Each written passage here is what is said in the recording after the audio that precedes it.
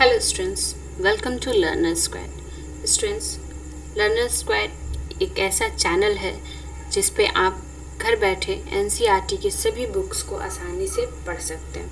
Students, इस पे हमने अलग अलग प्लेलिस्ट भी बनाई हुई है, आप चैनल पे जाके देख सकते हैं। इसमें एक प्लेलिस्ट है बिहाइव क्लास 9th की है, और आज भी हम क्लास 9th का एक पोएम है रेन ऑन द रूफ, हम उस पोएम को पढ़ेंगे। Okay students, so now let's start our chapter. Okay, the name of the poem is rain on the roof. Pen ले लेते हैं यहाँ से।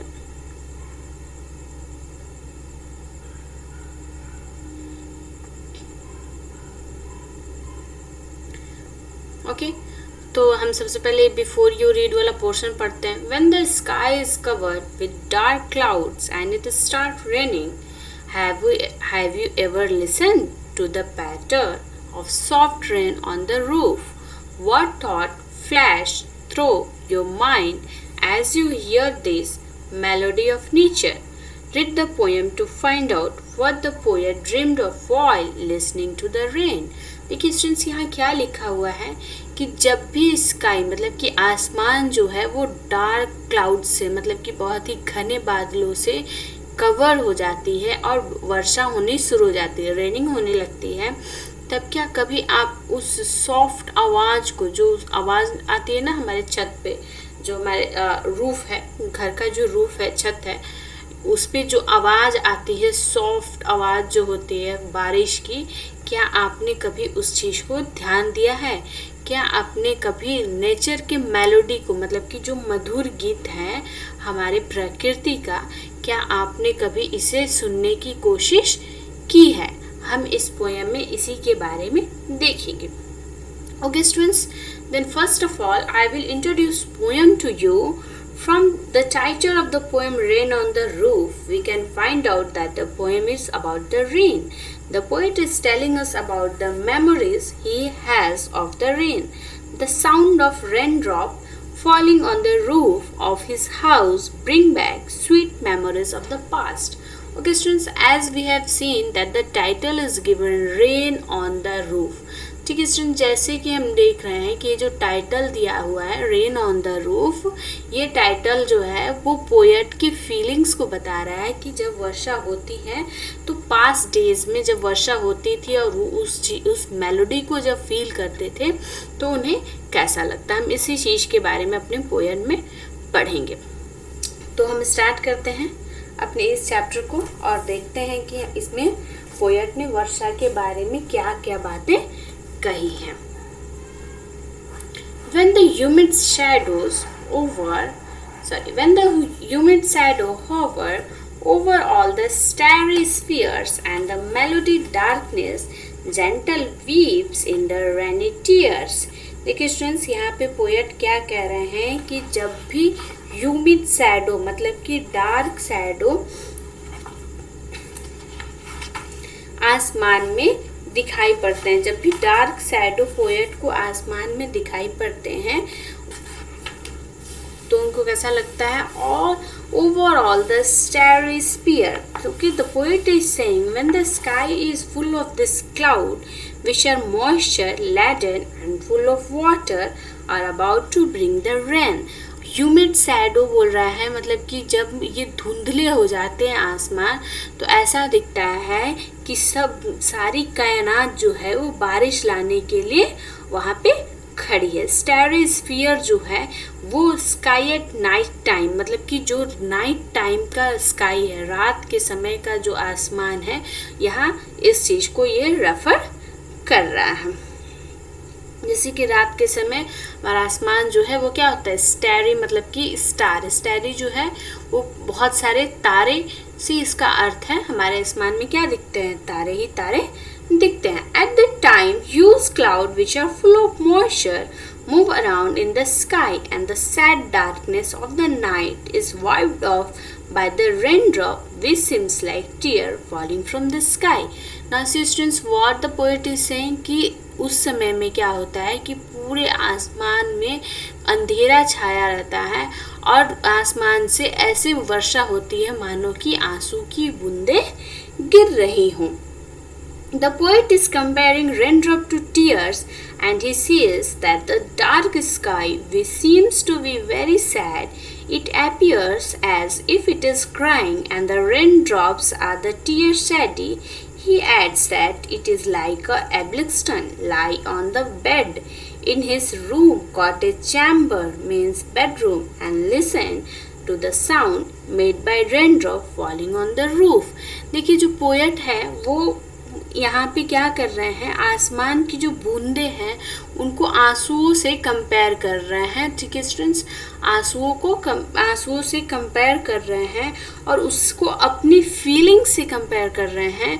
क्या बोल रहे हैं कि ऐसा लग रहा है कि आसमान जो है बहुत दुखी है और पिल्लो को प्रेस कर रहा है और अपने कॉटेज चैम्बर में, मतलब ये सब सोचते हुए जो पोएट हैं वो अपने चैम्बर में, मतलब कि अपने बेडरूम में लेट जाते हैं और लेट करके जो ये सॉफ्ट आवाज़ होती है उनके रूफ पे वर्षा की, उस आवाज़ को सुनते हैं और साथ में उसको फील करने की कोशिश करते हैं. स्टूडेंट्स आई होप कि आपको फर्स्ट स्टैंजा समझ में आ गया हो. इसका इंग्लिश और हिंदी दोनों एक्सप्लेनेशन मैंने एक्सप्लेन किया है. आई होप कि आपको अच्छे से समझ में आ रहा है. हमें फीडबैक दीजिए कमेंट बॉक्स में कि आपको कैसा लग रहा है. Every tinkle on the shingles has an echo in the heart, and 1,000 dreaming fancies into busy being start, and 1,000 recollections weave their air thread into woof. As I listen to the patter of the rain upon the roof. Okay students, now we will see here what the poet is saying. The poet is expressing his feelings when he hears raindrop falling on the rooftop of his house. He says that every tinkle on the shingles has an echo in the heart. See students, here the poet is saying every tinkle on the shingles have an echo in the heart. What the poet wants to tell? And his dream, he has many different fanciful imaginations. He adds that this sound of the rain falling on the rooftop create many new different dream in his mind. देखिए क्या बोल रहे हैं कि जो हर एक बूंद है, ठीक है, जो हर एक बूंद है, जो वर्षा की हर एक बूंद मेरे रूफ पे आ रही है, ये हर एक बूंद मेरे लिए एक नया सपना लेकर आ रही है. क्या लेकर आ रही है? नया सपना जो उनके दिमाग में आ रहा है. He recollects many memory of the past which came back into his mind as dream. अब देखिए क्या बोल रहे हैं कि देखिए यहाँ पे दिया है ना 1,000 recollections, मतलब कि जो भी recollection क्या है, मतलब कि पहले की चीज को कलेक्ट करना, मतलब 1,000 ऑफ ऐसी मेमोरीज हैं पास्ट टाइम की जो उनके दिमाग में आ रही होती हैं इस आवाज को सुनकर.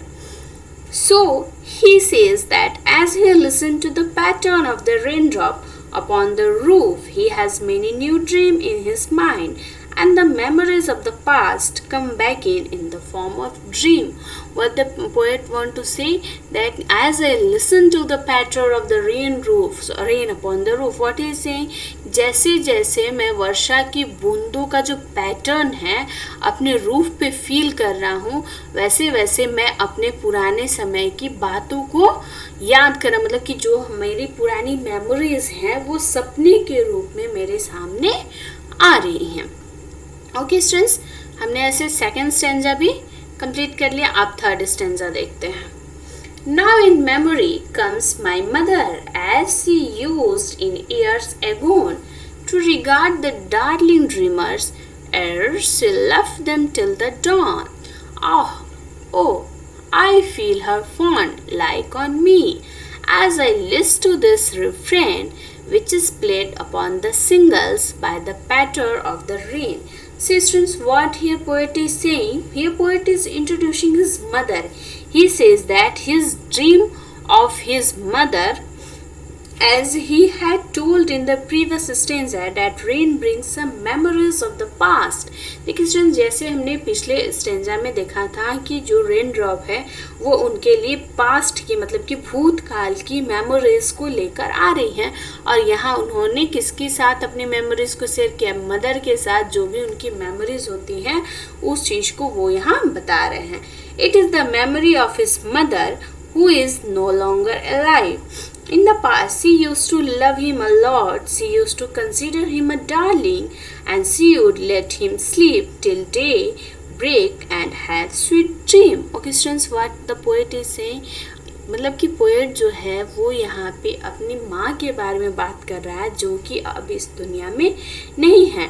वो इस चीज़ को बात कर रहा है कि उनकी मदर जो थी वो उनसे कितना प्रेम करती थी और उनको डार्लिंग करके बुलाया करती थी। The poet can still feel that his mother is looking at him, and he'll listen to the song made by the raindrop. See here what students are saying. The poet is saying that I can feel when the raindrop falls on my roof, I can feel that my mother is looking after me. मतलब कि poet क्या करें कि जब वर्षा की बूंदें roof पे आती हैं तब मुझे यह फील होता है कि मेरी माँ जो है वो मुझे देख रही है, मुझे ऐसा महसूस होता है। The sound of the rain make him correlate his past with his present. देखिए जो ये रेन की साउंड होती है ना रूफ पे, जिस चीज़ को वो फील कर रहे होते हैं, वो साउंड उनके पास्ट टाइम को उनके प्रेजेंट टाइम से जोड़ने का काम करती हैं। That is why the poet is moved by the sound of the raindrop on the shingles of his room. Wherever he hears his sound, it brings back memories of the past and he is reminded of his mother. Whatever we have seen here, we will feel that whenever the poet is feeling the drop of the rain on his roof, then he remember his mother. Okay जैसे जैसे बारिश की बूंदें उनके छत पे आ रही है उस चीज़ को वो सॉन्ग के रूप में फील कर रहे हैं, और वो जो है वो उनकी पुरानी यादों को लेकर आ रही है, मतलब कि उनकी माँ की याद को लेकर आ रही है। पोएट कौन है? कोट्स किने। स्टूडेंट, आई होप कि आपको ये पोएम बहुत ही अच्छी तरह से समझ में आ गया हो, इतनी अच्छी तरह से समझ में आ गया हो कि आप हर एक स्टेंजा, हर एक लाइन को अच्छे से डिफाइन कर सकें, अच्छे से एक्सप्लेन कर सकें। ओके, तो हम अब इसका क्वेश्चन आंसर देखते हैं। क्या है? Rain on the roof. Thinking about the poem. First ये है, what do the following phrases mean to you? Discuss in class. क्या बोले कि जो भी फ्रेजेस यूज हुई हैं पोएम में, ये जो फ्रेजेस हैं इससे आप क्या समझते हैं? ठीक है, इसकी मीनिंग क्या? Oh wait let me take pen, change the color green. Okay, what the question is saying कि जो भी ये फ्रेजेस यूज हुई हैं इनकी क्या मीनिंग है, इन फ्रेजेस से आप क्या समझते हैं, ये इस चीज को आपको बताना है। फर्स्ट फ्रेज देखिए क्या है, ह्यूमिड शैडोज। ह्यूमिड शैडोज जो यूज हुआ है फर्स्ट स्टेंजा में, फर्स्ट लाइन में ही यूज हुआ है। इसका अर्थ हम देखेंगे, there are the shadows of different things which become wet during the rainy season. देखिए यहाँ ये इसकी मीनिंग क्या है कि बहुत सारे डिफरेंट थिंग्स के शैडोज हैं जो गीले हो जाते हैं वर्षा के दिनों में। स्टारी स्फीयर्स, ये सेकंड लाइन में शायद था ये फ्रेज। हाँ, the area where star appears in group in the sky. देखिए स्टूडेंट, जब ये वर्ड आया था हमारे पोएम में तभी हमने आपको इसकी मीनिंग बताई थी कि ये जो है ग्रुप ऑफ स्टार्स को हम स्टारी बोलते हैं, और स्फीयर्स मतलब कि रहने की जगह, मतलब जहाँ एक झुंड में एक जगह पे ग्रुप ऑफ स्टार रहते हैं उसको हम क्या बोलते हैं? Starry spheres.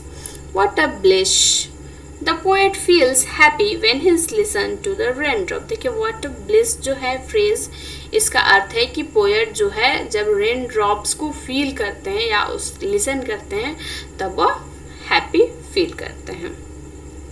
1000 dreamy fancies into busy being start। अब इसका मीनिंग देखते हैं. The poet starts recollecting the past and find himself lost in reveries and dream in the rainy weather. देखिए क्या है ये 1000 ड्रीमी फैंसीज, ये जो वर्ड है ये यूज हुआ था, ये फ्रेज. इसका अर्थ ये होता है कि पास्ट टाइम के 1000 मेमोरी को ड्रीम की तरह क्या करते हैं, ड्रीम की तरह स्टार्ट हो जाता है. अभी प्रेजेंट टाइम में जो उनका बीता हुआ कल है वो प्रेजेंट टाइम में बिल्कुल सपने की तरह उनको सब कुछ दिखाई देता है. कब? रेनी वेदर में. नेक्स्ट देखते हैं. 1000 recollection weave their air thread into woof. The poet recollects thousands of memory in the rainy season. They weave a weft with the help of air thread. देखिए जैसे जैसे जिधर हवा की झोंकी, मतलब कि देखिए वर्षा की बूंदे जो हैं वो हवा के अनुसार भी होते हैं, मतलब कि जिधर की हवा होती है वैसे वर्षा की बूंदे हमारे छत पे पड़ती हैं और उसके अनुसार उनकी आवाज़ जो है वो चेंज हो जाती है. उसी के बारे में यहाँ पे बात हो रही है. क्वेश्चन सेकंड में देखते हैं. What does the poet like to do when it rains? Poet जो है वो क्या करना पसंद करते हैं जब वर्षा होती है. When it rains, the poet want to lie on bed in a cottage and listen to pitter patter sound of the rain. देखिए क्या होता है स्टूडेंट्स, जो पोएट हैं वो क्या करते हैं, बिस्तर पे वर्षा जब होती है तब वो क्या पसंद करते हैं, अपने बेड में, अपने बेडरूम में बेड पे लेट कर जो पिटर पैटर साउंड जो होता है रेन की उसको फील करना, उसको सुनना पसंद करते हैं. What is the single measure memory that comes to the poet's mind? Who are the darling dreamers he refers to? देखिए उनके माइंड में क्या आता है, पोएट के माइंड में कैसी मेमोरी आती है और डार्लिंग ड्रीमर जो ये वर्ड है वो किसको रेफर करता है. The poet's mother is the single measure memory that comes to his mind. देखिए स्टूडेंट्स हमने देखा था पोएम में कि पोएट जो है वो अपनी मदर के बारे में सोचते हैं, बस वो मदर वाली ही मेमोरी होती है, मेजर मेमोरी है जो उनके दिमाग में हर वक्त आती है जब वो वर्षा की बूंदें सुनते हैं. Darling dreamers are those kid who remember their mother like the poet. देखिए डार्लिंग ड्रीमर जो है वो किसके बारे में बोला गया है, उन बच्चों को बोला गया है जो पोएट की तरह अपने मदर को अपने सपने में याद करते हैं. Is the poet now a child? Is his mother still alive? देखिए स्टूडेंट्स हमने पोएम में ही देखा था कि पोएट अब चाइल्ड नहीं रह चुके हैं और उनकी मदर अब नहीं है, वो सिर्फ मेमोरी में हैं. No, the poet is not a child. His mother is no more, but her memories still haunt him. देखिए उनकी मदर तो अब नहीं है लेकिन उनकी मेमोरीज इनके दिमाग में, मतलब कि पोएट के दिमाग में भरी हुई हैं और वो हमेशा एक प्रेजेंट की तरह, मतलब कि बीता हुआ जो कल है वो वर्तमान की तरह उनको दिखाई देता है, वो वर्तमान की तरह उसको महसूस कर पाते हैं बरसात के दिनों में. अब देखते हैं, ये ऐसे सेकंड करके दिया हुआ था 2 क्वेश्चंस, इसको देख लेते हैं. आई थिंक लास्ट स्लाइड ही है. When you were a young child, did your mother tuck you in as the poet's mother did? क्या आप जब छोटे थे तब क्या आपकी मदर ने भी आपको टक इन किया था, मतलब कि अपने बाहों में भरा था जैसे कि पोएट की मदर ने किया था?